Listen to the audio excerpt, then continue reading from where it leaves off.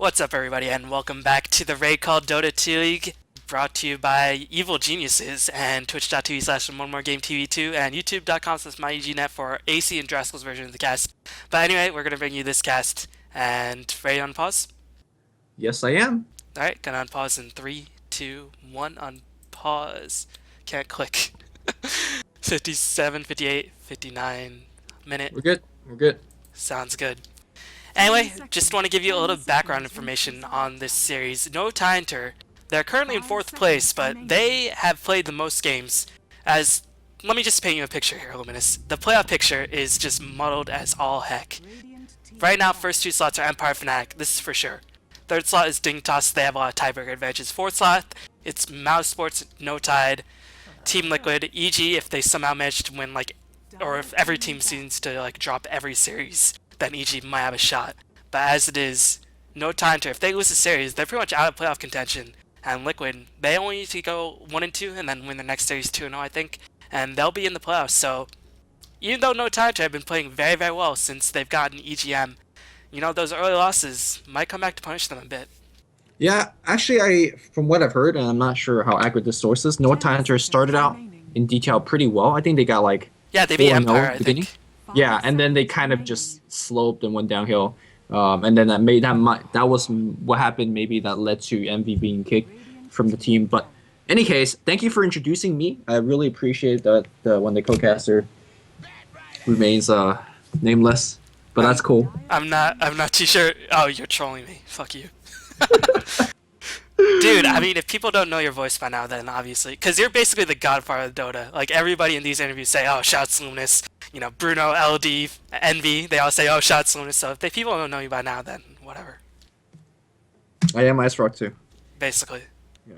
Anyway, No Tidehunter going to pick up Batrider. And just to probably clarify this will most likely be S4 playing the Batrider. I have not ever seen Bulldog play Batrider. And S4, again, one of the best Batriders in the Western scene. And Liquid, just judging by the lineup, there's no real Mike heroes left in the pool other than, I guess, Rubik and Undying.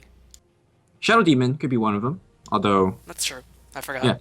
And just going back to the Batrider pick, that's how you really like your Batriders to be played, right? On that mid lane to grab that quick level, and more importantly, dominate the lane, make sure you get the quick blink dagger, and then, kind of win the game off that axis. Just to make sure we're in the same time, though, can you tell me where you are in the replay? 320, 321, 322, 323. Okay.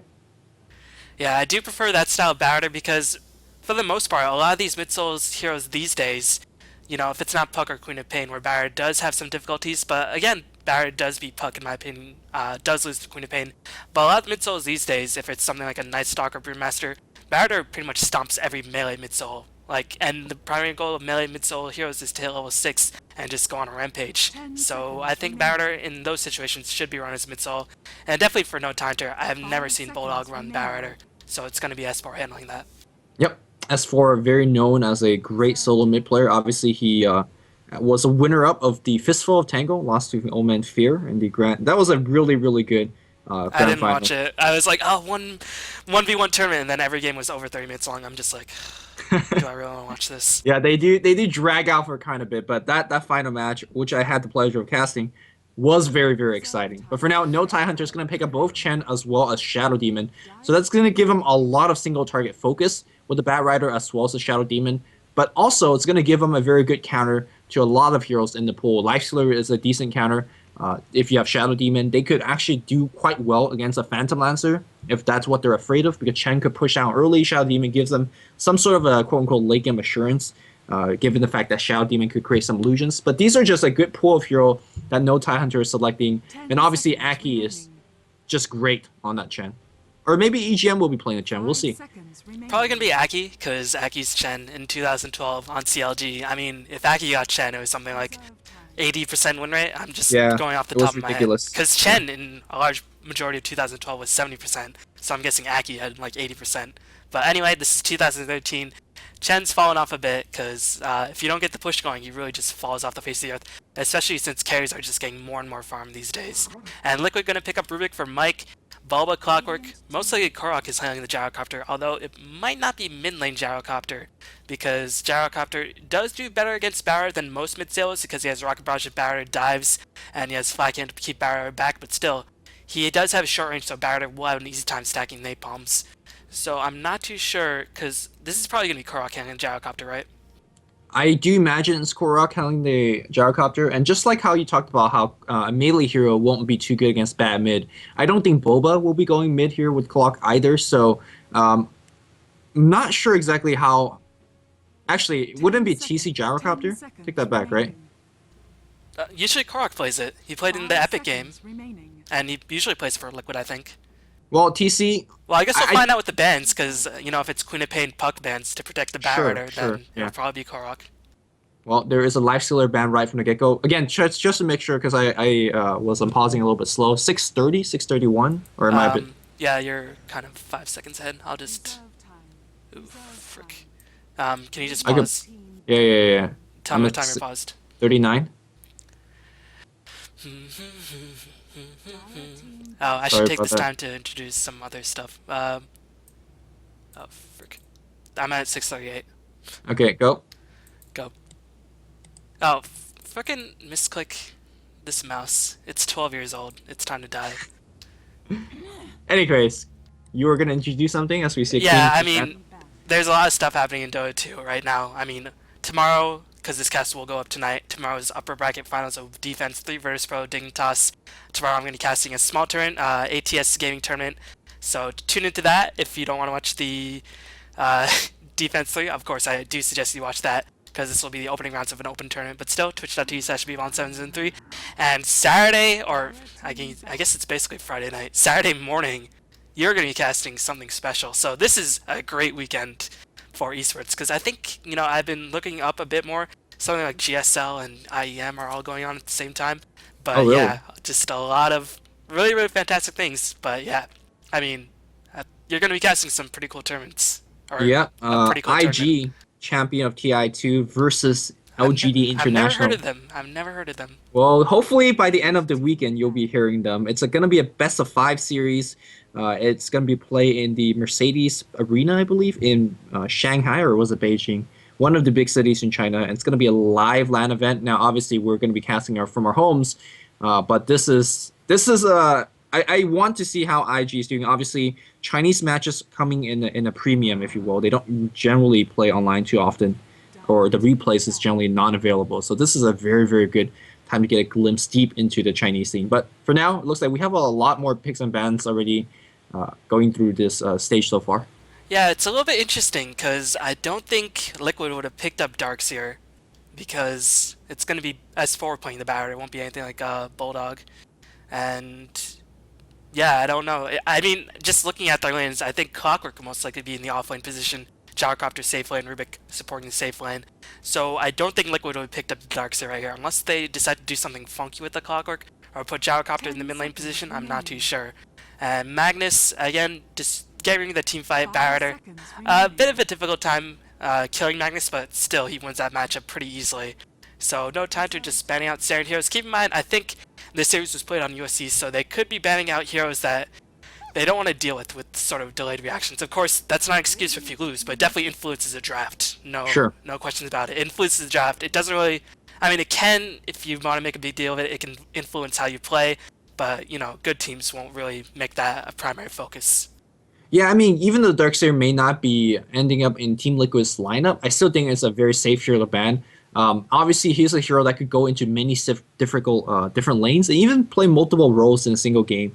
It won't be surprising if, let's say, Team Liquid does pick it up if it wasn't banned, and they do a mid Darkseer versus mid ban. I think, actually, we haven't seen, obviously, this matchup too often, because those two are premium heroes that are commonly drafted and banned. I think he actually do quite well, right, against Batrider. Yeah, Bat can't really kill him, but Liquid's on the dire side, so can't really kill the easy stack. And no time they're going to pick up Nature's Prophet for Bulldog, because all of Bulldog's heroes most likely have been banned out, except for Bounty Hunter. So it's, Chen's already going to be in the general, it's going to be offlane Nature's Prophet. So far, no time to his lamp. not too difficult to guess how the lanes will go. So this gives Liquid a significant advantage in my opinion, because they can try to go aggressive if they want and just try to shut down Loda. Because Loda is pretty much, I mean, if you do decently against a Bulldog, Loda is pretty much the only thing that will stop Liquid in the late stages of the game. Again, if you haven't watched our previous cast, I think on B-Balling channel, you should definitely check that particular game out, where we talked about Nature's Prophet. Generally, teams nowadays want him to get a solo versus solo matchup and basically leech EXP, because he's not really that good in that lane. He loses just about against any single other hero. His laning skill is just really piss poor. All he has is really tree, and they do some decent around the harassment, but when it comes down to actual team fight or hitting people, Nature's Prophet not too good at that. At least not, the first 5 minutes. But we're going to see Team Liquid picking up Ancient Aberration, which is a hero that we haven't seen too often. But I'm looking forward to it. Now, there is a big synergy that I want to point out, which I'm not even sure if we'll see in this particular game, is Chilling Touch plus Gyrocopter. We know, obviously you get the plus damage. It works completely like the way you think for Flat Cannon. But the even more awesome thing is that it works the way that you might not think with Rocket Barrage. If you put Chilling Touch and he shoots out Rocket Barrage, the Rocket Barrage will do the extra damage. So if it's a single target being isolated and Chilling Touch plus Rocket Barrage on top, you'll see some 100% down to 0% health instantly. It's applied for 5 attacks, right? 3 attacks at level 1, 4, 5, 6, I believe. Yeah. I think it's more useful for Flat Cannon because it has such a long cooldown. Sure. And but still, it's cool. That's why I said we might not even see it. It's one of those things that, it works, but it might not be too practical. Yeah, and I mean, he has been seeing a bit of resurgence. EG has been running him a lot with CK since Wisp is being banned. CK is definitely a very potent mid. And No Tidehunter going to pick up Anti-Mage for Loda, so... just to go back to your Nature's Prophet point, No Tidehunter seems to think that their Liquid is going to run an aggressive Trial because he said Nature's Prophet wants to run a 1v1 matchup. But this Trial by Anti-Mage, Xiaodu, and Chen, if Liquid do run an aggressive Trial, Anti-Mage gets slammed. Really? I mean, I'm not too sure about this lineup by No Tidehunter at the moment for the laning phase. I think once it goes down to the mid-game, the split push coming in will just be very overwhelming. But what do you think about the laning phase? Yeah, I'm not liking the lane here from No Tidehunter. Nature's Prophet is going to be a weak lane. Now, the Shadow Demon plus Anti-Mage, you're not going to kill that lane. If EGM plays well, Anti-Mage with Blink as well as Shadow Demon protection, you're not going to get kills on it, despite even running perhaps an offensive trial lane. Now, with that said, not dying and getting farm are two very different axes. So maybe Loda is going to survive, but I'm not sure how much farm he is going to get. Meanwhile, if you look at Team Liquid, they don't have exactly the best late game, but the mid-game superiority of this lineup is just absolutely insane. Fluff and stuff will be playing the Ancient Aberration. IXMI is going to be playing that Rubik. Korok, like you guessed, is going to be playing the Gyrocopter. TC is going to be playing the Brewmaster. And Boba on his very, very famous clock. And yeah, just to sort of talk a little bit more about, well, first I guess I'll introduce No Tide. It's going to be S4 playing the Barrett, Aki's playing the Chen, Lulu's playing the Anti-Mage, EGM is playing the Shoudian, and Bulldog's playing Nature's Prophet. And something to mention is that so far No Tidehunter's only lost to Navi, the new Navi, since EGM has joined the squad, so it could be communication, could be just a revival, but as it is, No Tidehunter looking impressive. But again, they need to win this series, no matter what, otherwise they're out of the playoffs for this particular league. As just one more thing I want to comment about on Liquid's lineup is that even though there's good split pushers, they have Rocket Flare and Ice Blast to sort of delay it, even though Anti-Mage can probably just dodge it very easily once he gets enough items. And Clockwork synergizes very well with AA, with Gyrocopter, with Brewmaster, so I think Clock in this lineup is just really, really strong. Yeah, and also it really depends on how Team Liquid wants to take their team fight. And what item they actually progress. A lot of these heroes have very versatile item choices, Gyrocopter being one of them, Brewmaster being one as well. I mean, he could go for the Blink Agabil. He could go for a little bit more aura-based, like drums, even into Vlad's. I've seen pro players do that as well. He is going to be handling the mid lane hero, expected to go against a Bat Rider. And like you said, man, melee versus Bat, it is just a hard matchup. Now, Brewmaster is decent against most range hero, but Bat is just a different beast. Yeah, he does have the magic stick, so he'll be able to get a lot of charges. And again, the slow is pretty significant to get into Barrett because he gets up close in your face, and the extra HP definitely helps him out. As we're going to see Korok getting pulled a bit, and meanwhile, Loda's getting pulled, and S4 is getting pulled as well, or pooled. God, I listened to Envy's cast a bit too much. I'm saying pulled instead of pooled. But we're going to see two heroes on the side, No Tidehunter getting pooled, and in a challenge versus challenge situation, That could be deadly, as we are in fact going to see a trial in Clockwork, so since the supports don't really have as much regen, this challenge is going to be completely down in the gutter. I Yeah. gotta expect. Yeah, also, I'm a little bit confused here as you can see TC actually bullying away here. S4, not exactly getting the hild advantage, consider the block was a little bit messed up. Look at Aki, where he's doing right now. He seems like he has not been able to decide what jungle he wants to go into. Already, we see Fluff and stuff dropping wards or over into the enemy jungle. The high-level camp is going to be dewarded. He does have Sentry Wards, so he's going to have to guess properly. He knows on the bot one, the high-level camp is already warded off. So this Chen already not... I mean, I don't want to say it's not paying off, but definitely it's not helping out on the bot duel lane as they're not getting anything done. Oh, EGM's going to get lifted back up near inside the cogs. Nicely done as the disruption is going to be forced out. Fluff, level 1 chilling touch.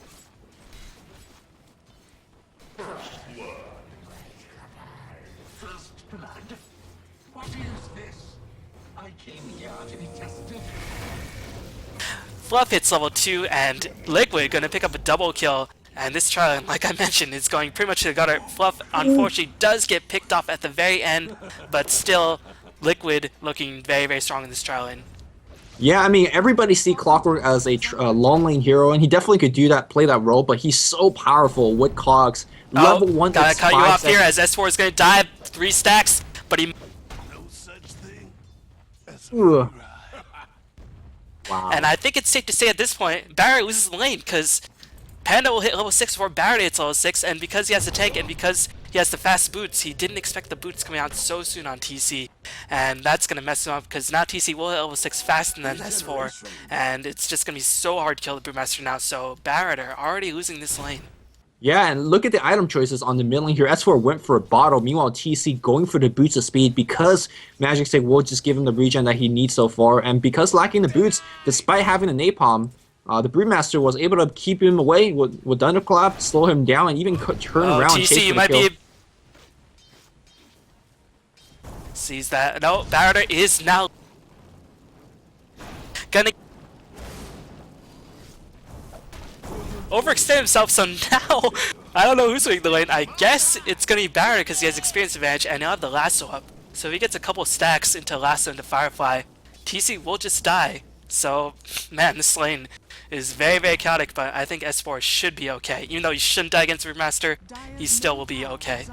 Yeah, I mean, I feel like both mid player making some token mistakes there. Generally, you shouldn't see any death on that particular mid lane. Both heroes shouldn't be able to. And Batrider obviously is going to have the advantage in terms of any engagement or getting a kill, but TC should be reacting to not die to that. Back in the mid lane, though, look at both these guys. Despite dying once each, they're just going right up to each other's grill, just no fear of each other. Let's check out how we're doing in terms of top lane here. Ammo Bulldog is slowly but surely farming up. Has 12 CS right now, but Korok, not only is he farming the lane creeps, he's also farming the treants. That's one of the disadvantage of laning a Prophet, is the fact that, yeah, you'll use the treants to drive him away, but you're also going to give him some extra golden EXP doing so. Oh, TC's going to get... As stun comes in from Aki, TC is going to die, and S4 does pick up the last hit, and now he's going to be very close to level 6. He'll have the lasso up, and now TC is going to be very, very hesitant. But meanwhile, the support by Liquid is going to come in. Unfortunately, the cog gets blocked off, blocking to mass amounts. Too good as the Flamer.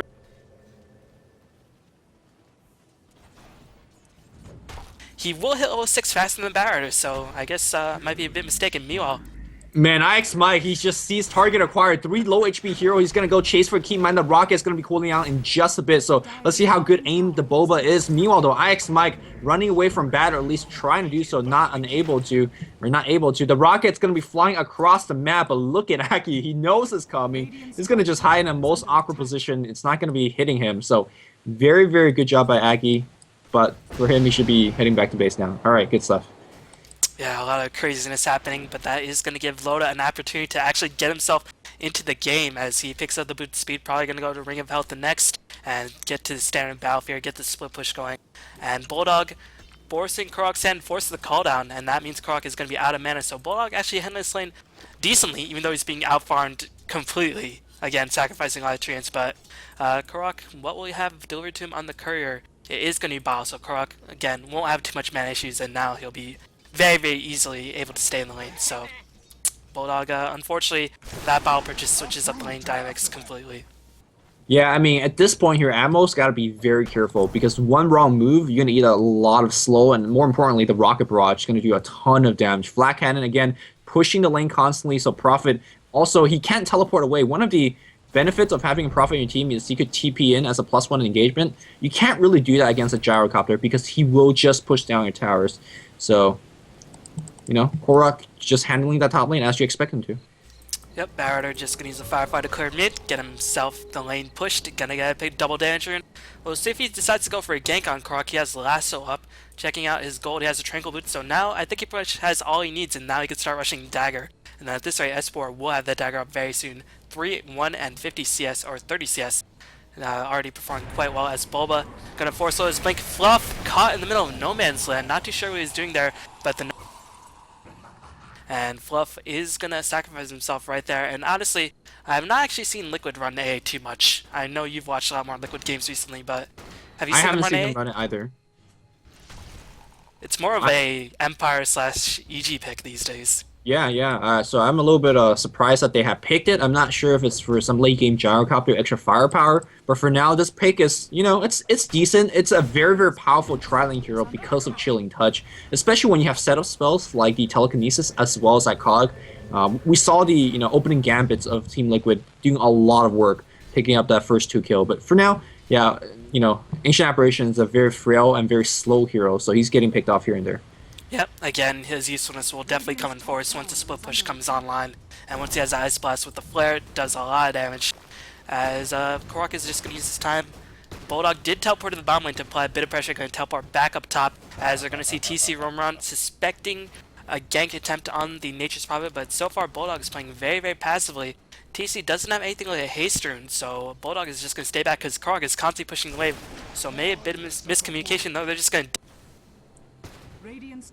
This is just a ploy to get the tower, I guess.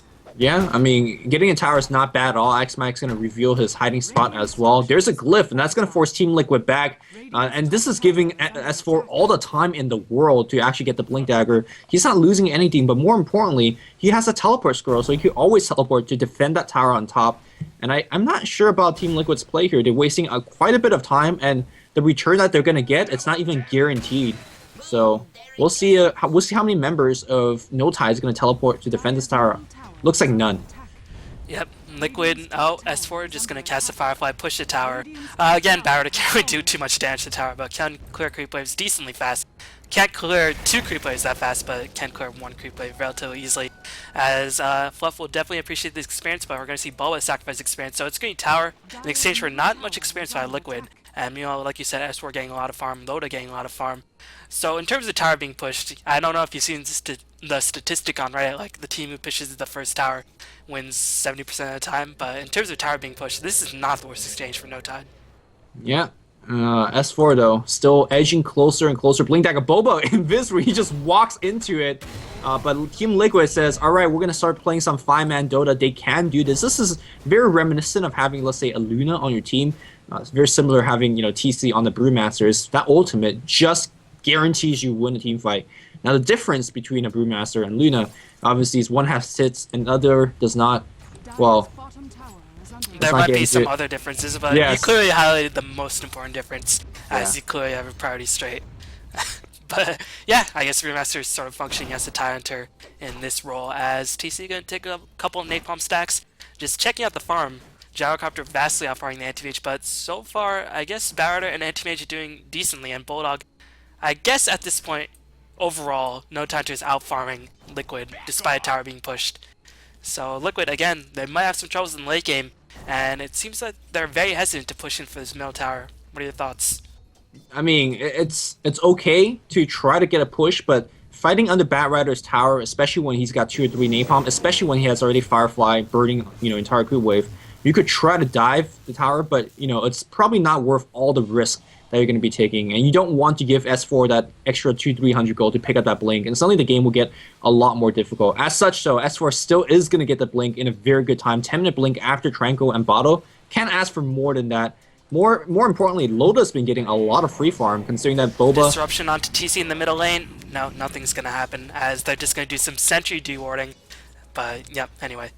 What were you saying? Yeah. I mean, Loda's got a lot of farm. More importantly, he picked up the Tranquil Boots, which will allow him to do what he's doing right now, jungling it up. It's gonna take him some time to actually start farm in a very very quick pace, but being able to duck into the lane like this, especially not seeing your enemy's supports and whatnot, is very very key. So definitely. As TC gonna have the dagger up at around a similar time. Actually, S4 gonna have his dagger up slightly faster, but TC will still get his dagger up. Has a regen rune as well. Gonna pop that. Should be okay. Bulldog making his way towards the Midas. Still no Midas. It's gonna be a bit delayed, but still, Midas timing isn't really the biggest deal. Nature's probably I mean, the faster you get the Midas, of course, is going to be better, but he's always going for Midas regardless. As Korok is gonna go for the Shadow Blade, and more dewarding by Mike and No Tide as they're going on some epic battles. As this game has slowed to a bit of a crawl at this point. As meanwhile, bot lane here, Boba Boba on the run. He's trying to. There's a chilling touch, giving all sorts of damage. Seriously, Hands of God coming in right now, giving them all the heal. Bat Rider, by the way, is also teleporting to the bot lane. He has that Blink Dagger. He's hiding into the trees right now, and we are going to see a counter push. Normally, you'll be able to defend, but not when that happens. S4 jumps in. Fluff just caught out, and he is going to give up that kill. But here comes TC as well. No clap after a blink. He just won Aki. Aki, though, already used his ultimate, so he's not really too important of a kill. They're trying to chase him away. Aki tanking it up here, at least for a long time. He's eventually going to go down, but that's definitely not the most impressive Brewmaster. Oh, clockwork hook onto S4. He pushed, the Flame Break pushes Bulba out of the cogs. But TC more than happy to jump back in, join the party, pick up the kill on S4, and that ultimate, like you said, basically a Ravage. But now, No Tidehunter might have an opening to push the tower since the ultimate has such a long cooldown. Fluff is going to get disrupted.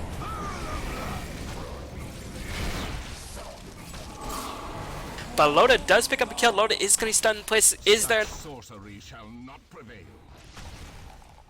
As Bulldog going to just say, "What's up, TC?" And that's going to be it. TP behind, they both run back out. No big deal. But the more important thing is that Loda was able to pick up a kill there, even though it was a Bat Rider for Ancient Aberration trade, which is not a trade that you want to commit. Keep in mind that Bat Rider doesn't need too much farm anymore. He's got that blink. Now, Bat Rider died against Bulba. He didn't blink back in that lane. Oh, sorry about that. Yeah, but the more important thing I want to point out is that Anti-Mage's got the kill, so he's really catching up in terms of getting that battle period. Gonna love this. He is gonna have his Shadow Blade and then some with this Ancient stack. IX Mike and Fluff dutifully stacking these Ancients. I think Chilling Touch is weird because it does apply to Ancients, but it doesn't apply to Roshan. And yeah, you're gonna see that happen right here. Yep. Chilling Touch applies to Roshan as well. It does? When did they change that? It just does not apply to buildings. Oh. I remember in Dota 1 that was not the case as...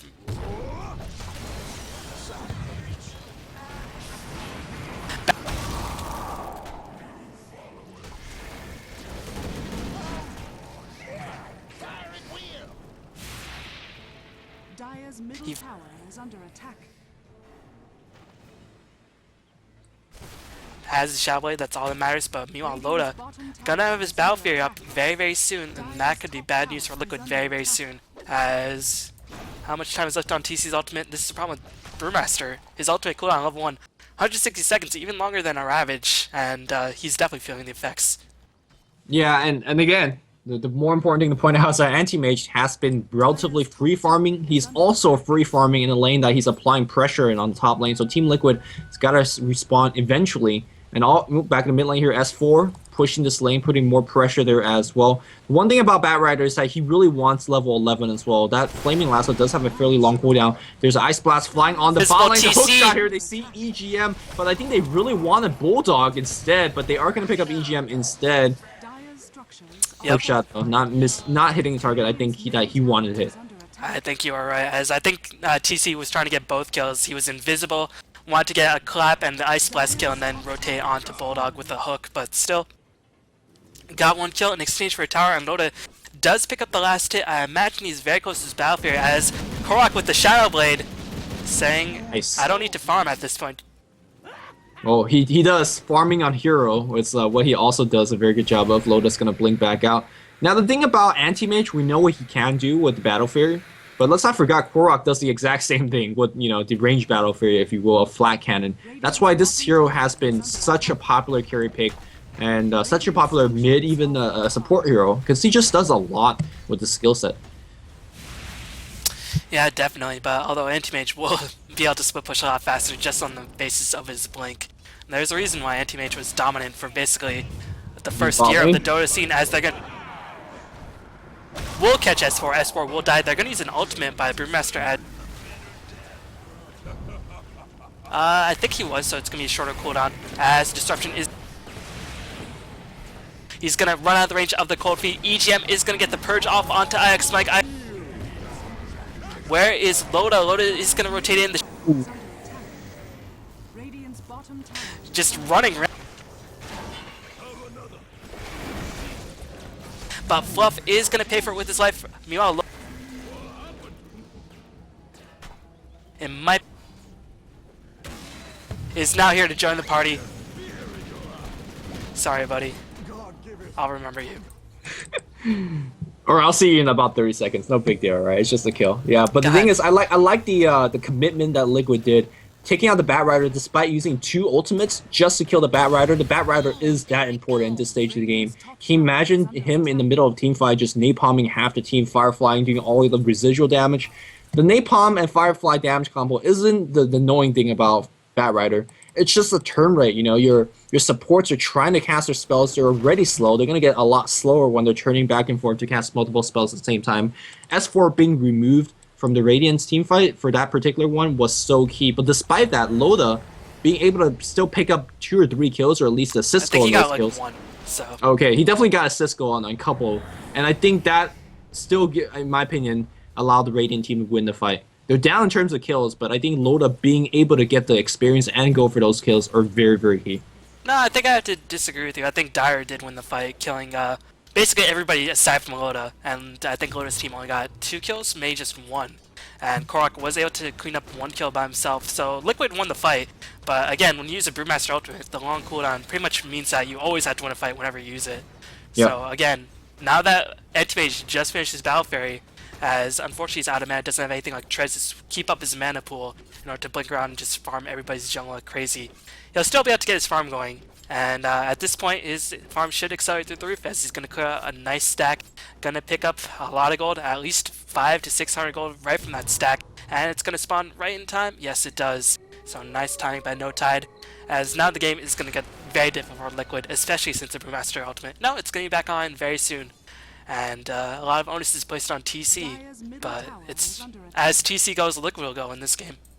Yeah, TC's been playing rather well this game. I mean, aside from that one random death he gave away to Bat, he's always at the right place at the right time. He's leading the ganks. He's making sure that his teammates are doing as much damage as possible as the Radiant team has to deal with those Brewmasters. But for now here, as Anti-Mage is blinking around in multiple lanes and jungles to farm it up, the Dire has to really catch up. Also, just revisiting that previous team fight. Maybe I was a little bit too quick to call that team fight, as the Gyrocopter was able to come in here and basically clean up, and he got quite a bit of kills and assist goal there as well. But S4 here, he's going to be using his flames. Yeah, no flaming lasso just yet, but again, I talked about TC being in the right place at the right time. There's the Ice Blast. That's going to hit on S4 right in the head. He's going to go down for sure. Korok, again, always in those team fights, they see EGM, they will pick down EGM. The Chilling Touch on top, just insult to injury. Hookshot comes out of nowhere, finds Aki. Where does he even see this? Of course, this award on the ground being very helpful in that. Aki's going to go down,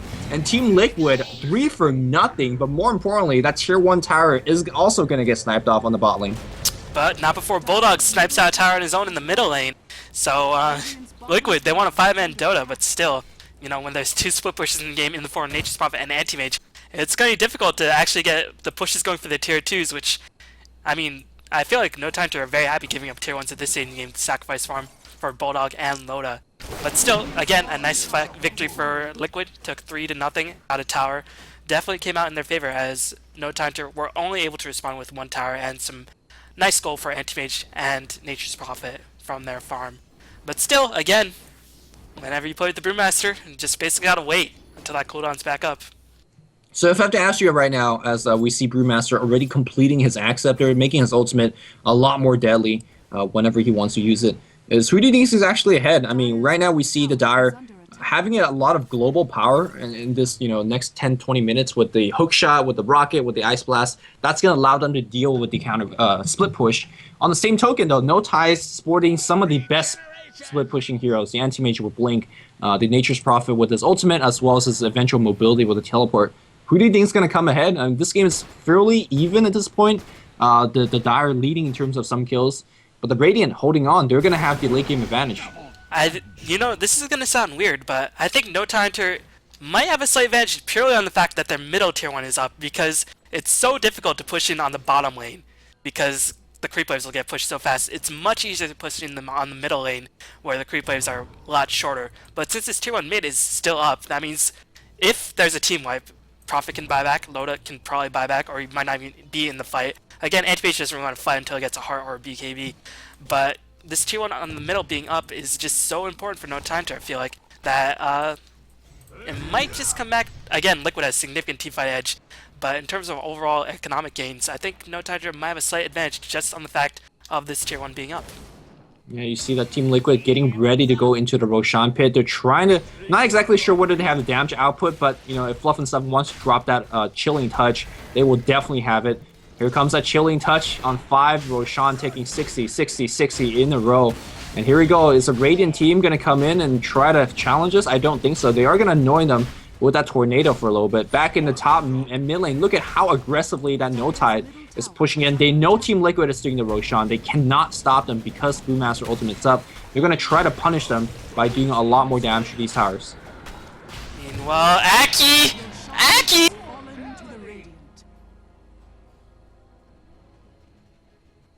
To kill Roshan.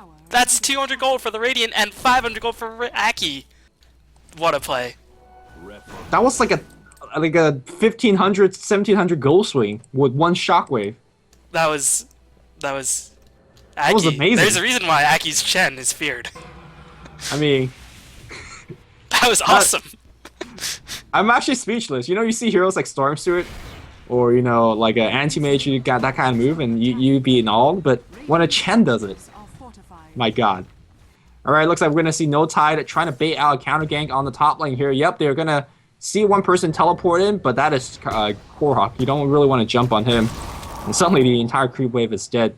Meanwhile, Gyrocopter, he is going to be going for the MKB, and the damage output is going to be absolutely a terror. Especially, Anti-Mage, he does have that Manta Style, but keep in mind that he has to reserve that Manta Style for Brewmaster's Blind. Drunken Haze is the move, so if you don't debuff it instantly, you're not going to be doing any damage. And if he's using it to debuff, the flat cannon will easily melt through all of the illusions, so you're actually going to end up losing a lot of DPS output from your Anti-Mage. Ooh, no, Ix might just stole Blink. I thought he picked up a dagger. I'd be like, that might just...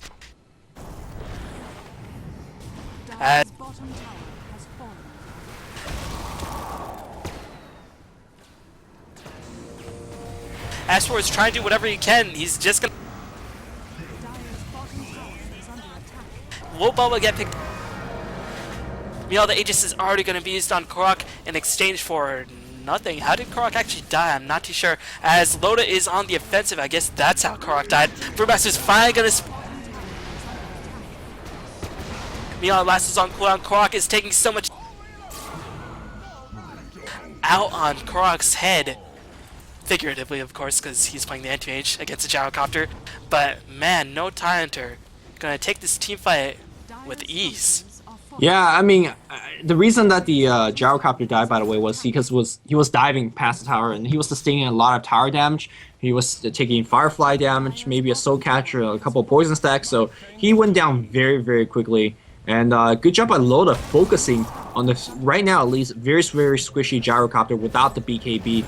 And they're going to get a tier 2 tower out of that as well. Anti-Mage just really getting out of control. Another 2,700 gold in the bank.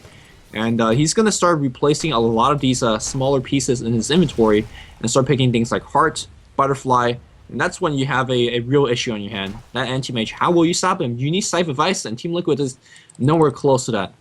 Meanwhile, Bulldog, the unsung hero, 0-2-5, not...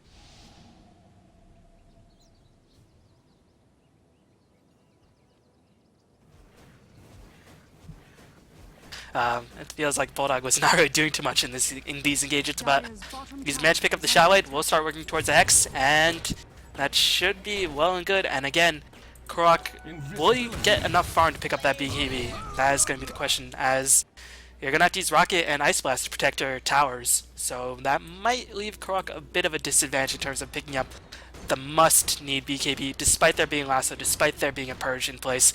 He really needs a BKB.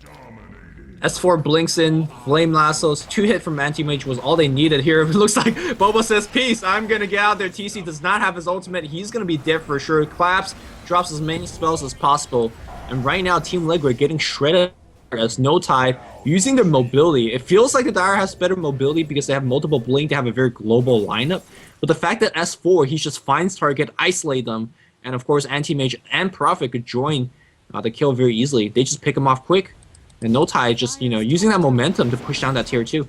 Man, in the past 6 minutes, what was a slight goal advantage in favor of Liquid is now going to 10k advantage for No Tidehunter. Experience graph for No Tidehunter, very significant. And it's not going to get any prettier because Loda will just farm your jungle. Nature's Prophet will farm your jungle. Everybody will farm your jungle. And again, the Roshan Jack definitely didn't help matters, as that could have been 1,000 gold for the side of Liquid, but unfortunately Aki just too good, as Orchid is going to be the choice by No Tidehunter. I guess Bulldog wants to play a bit more aggressive. I think Hex would have been a better option, especially against the Brewmaster, but I guess the silence is going to be just as good. Yeah, the silence, and let's not forget about the damage amplification, especially on some of these heroes that you want to burst down as quick as possible. And it could be the difference maker too in terms of bursting them down. So I don't dislike this choice quite a bit. Although with that said, Cypher Vice, if you have the gold and time to farm it, I personally like a little bit more. Ice Blast, I'm gonna come on the mid lane to harass a little bit. No, it missed. But BKB up on the Anti-Mage. This is kind of almost one of the fat lady things, because Anti-Mage BKB, the ability to blink in and basically pick off any support, whether it's a Clockwork, whether it's the Ancient Apparition or the Rubik. These are basically free kills for him. Yep, meanwhile, in the jungle, the Mighty Jungle, Nature's Prophet does farm tonight, as Korok gonna use his illusions to split push.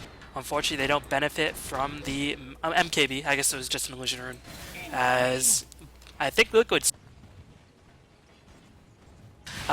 Bulldog, I guess Barretter.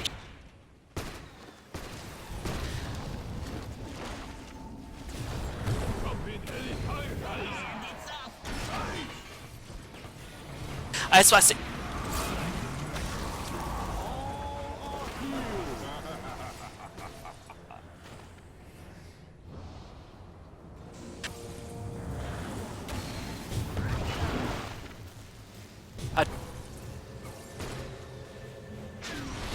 Radiant's middle tower is under attack. Life, but unfortunately is going to die right here, right now. T morphs back at the wrong moment as Aki is getting can't really do as much, but Korok, with the help of TC, able to kill off the Anti-Mage, and Liquid. Unexpected, because Korok pretty much did nothing for the first 10 seconds of that fight, and I felt like Brewmaster's ultimate did not have a significant factor, but Bulldog saying, you may have won the fight, but you're not going to win the war.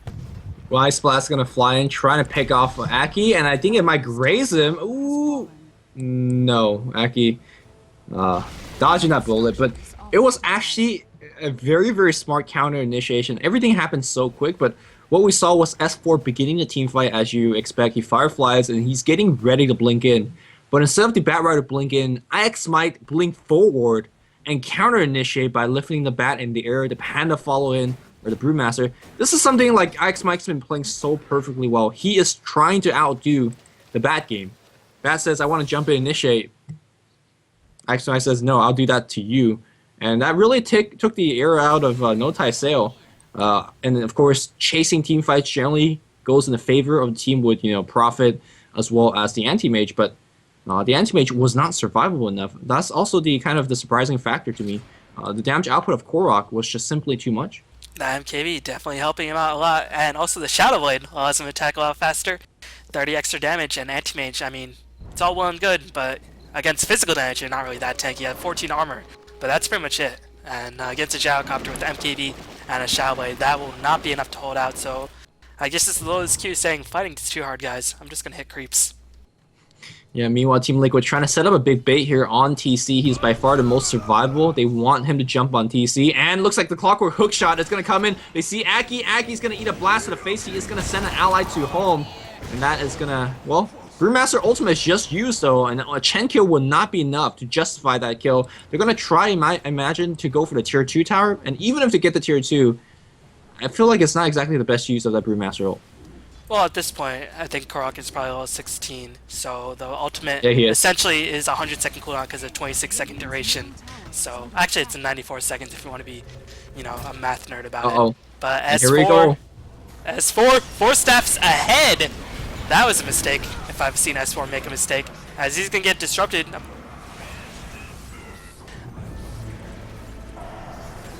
By anti-age with the BKB, can't do anything. Meanwhile, Liquid on full retreat.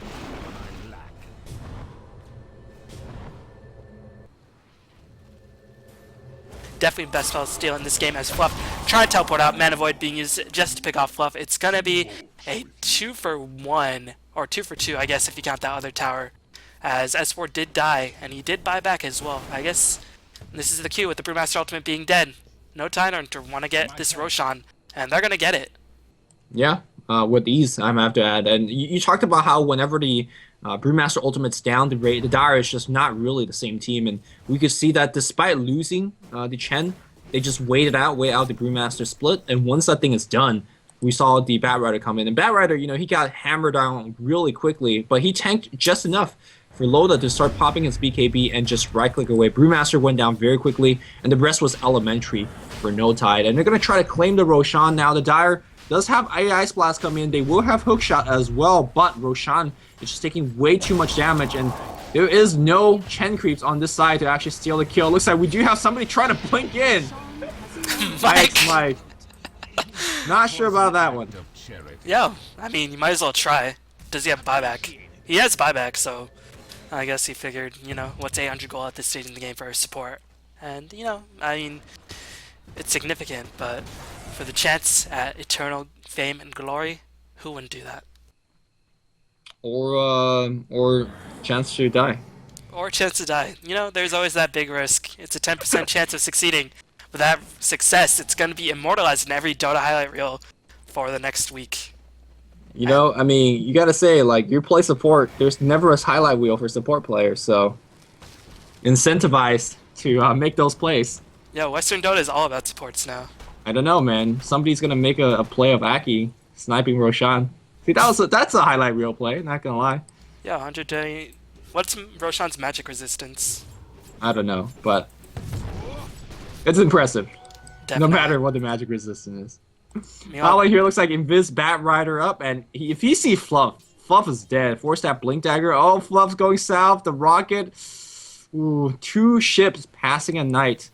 Nobody's seeing each other. what the heck was that analogy? I've never heard that in my life. Never heard that? That's such an American analogy. Go No, look that that's shit some up. weird Chinese mahjong analogy. Mahjong. 2 ships passing at night? Yeah, I played Chinese chess with the elephants and the dragons, like the No, river. You know, there's that no shit is dragon. hard. There's no Chinese dragon. chess? That shit is hard. Actually, I play very mean Chinese chess, but I don't play Oh, good. S4 is still gonna keep up the pursuit. Do they have detection? No, it's gonna be a lasso, but at this point, it's gonna... Uh-oh. No, it's still a 70-second cooldown. I thought he'd be level PC 16. gets silenced up here, and he's going to be on the run. Korok in big trouble. Can they disable him? That's a question. Brewmaster split. They got to kill Loda, but Loda pops that BKB in, and no, look at that bash, and suddenly there's a defensive disrupt on Loda. Loda blinks back out. He does have the Aegis, so no big deal, but BKB will be down. Boba will be able to help his teammates. Loda, is he blinking back out? He just lifted up. Oh no, he does get blinked back out. Korok trying to right-click for as much damage as possible, but it's just not going to be enough. Korok goes down, and teammates still healthy enough to start right His clicking. helmet Just to say that doing he's work, losing but not enough. HP very rapidly. Boba still in the middle of everything, but Admiral on Klima. TC blinks back in. Loda chasing the other direction despite being low HP. This team fight back and forth. Ix Mike blinks back out as well. The amount of blink daggers in this game, as well as blink abilities. Whew. Team fight. Ooh, cook shot coming from Boba. this guy just has the best long-range hooks. He just does not miss. And he's gonna force stab himself forward, pick up the kill. As that team fight lasted literally. Oh, Bulldog, what are you doing, man? As they're going back in disruption, this fight will ever end. Whiffs completely. TC's gonna get soul catch, and now both teams say enough is enough. That team fight literally lasted for 40 seconds because they initiated with Lasso. Level 2 Lasso has 70-second cooldown. When that team fight was all said and done, Lasso was back up. So I guess it was 70 seconds if you count that last little maneuver by Bulba. But still, ultimately, Loda didn't die and Bulldog didn't die, and meanwhile Korok did. Yep.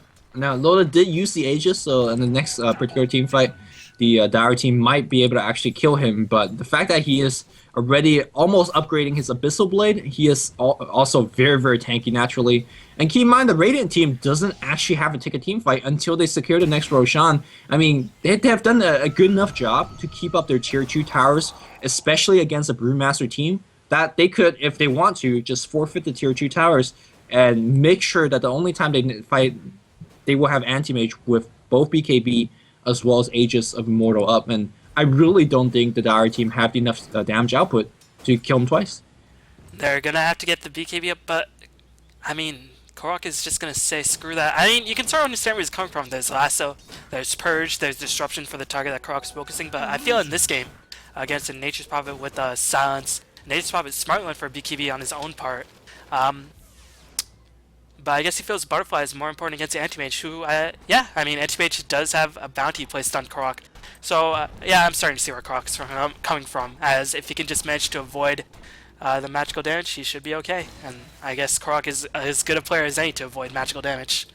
Yeah, I mean, Korok also plays very greedy. This is not the first time I've seen him to, skip BKB on a hero, and in a situation that BKB obviously will help quite a bit in. But this reminds me of that game where they played against Mouse. This is Team Liquid versus Mouse, and it's going to be on my YouTube channel if you haven't seen that game. Very exciting, where he just forgone any kind of defensive item. No Shadow Blade, no BKB, just straight went for damage, and eventually ended the game with Divine.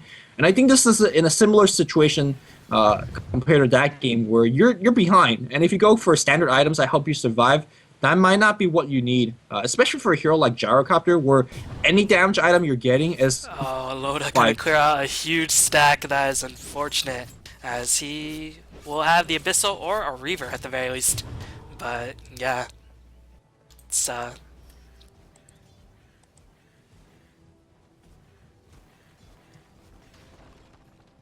at this point, this is sort of weird, but Brewmaster summons can just be killed, especially with the damage that Bulldog's cranking out, and with the Loda, of course, cranking out. I mean, this is the sort of stage in the game where Brewmaster loses effectiveness, and it's not really that good for Liquid at this point. But they still have a shot again if Korok does get ridiculously farmed, and IXMech is just making play after play, but I do still fear at one point the Lasso will hit Korok, and I'm a bit worried on when that actually will happen.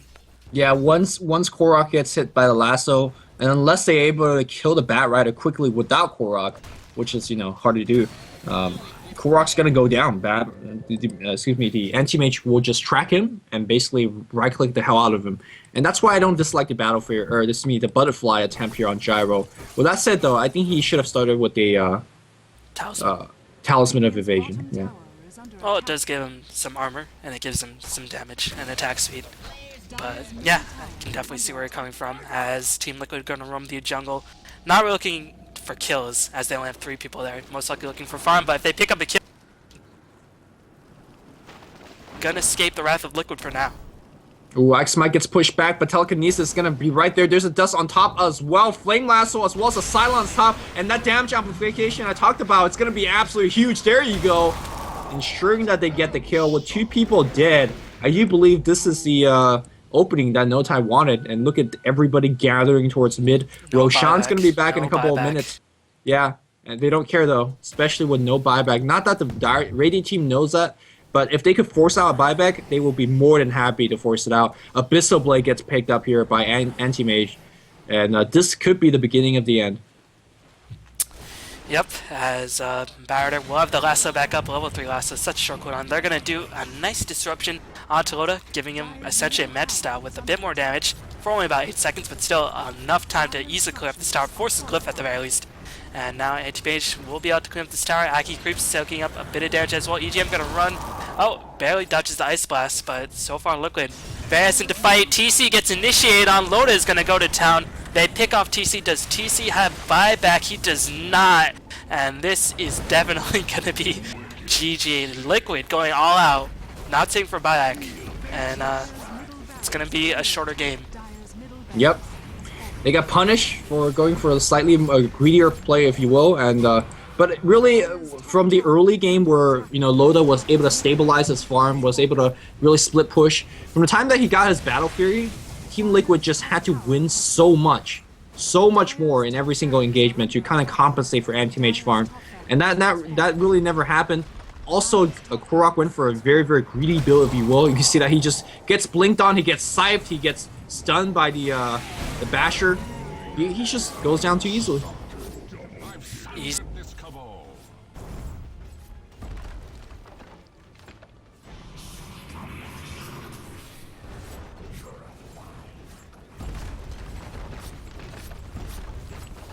But meanwhile, Loda is at the top of the food chain as No Tidehunter.